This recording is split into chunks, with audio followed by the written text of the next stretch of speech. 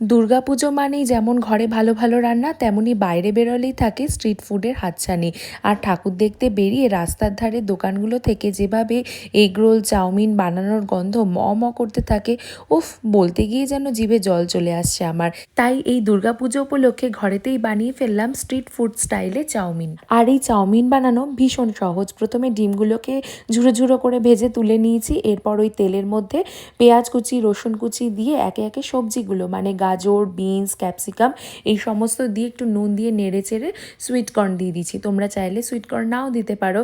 এরপর ওর মধ্যে ওই গরম জলে নুন দিয়ে সেদ্ধ করে রাখা চাউমিনটা দিয়ে সমস্ত কিছু একসাথে মিশিয়ে নিয়েছি। এরপর একে একে কাঁচা লঙ্কা কুচি স্প্রিং অনিয়ন সয়া সস আর টমেটো কেচাপ একসাথে মিশিয়ে নিতে হবে। আর নামানোর আগে একটু গোলমরিচ গুঁড়ো আর ভেজে রাখা ডিমের কুচিগুলো দিয়ে মিশিয়ে নিলেই তৈরি হয়ে যাবে এই মজাদার টেস্টি টেস্টি চাউমিন।